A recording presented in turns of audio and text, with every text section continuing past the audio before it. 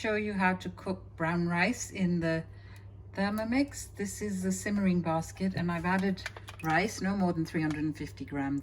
It'll double, you'll be surprised.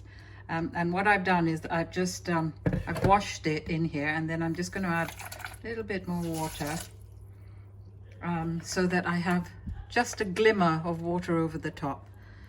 You don't want more than that. I'm going to put it on to the Thermomix, put the lid on,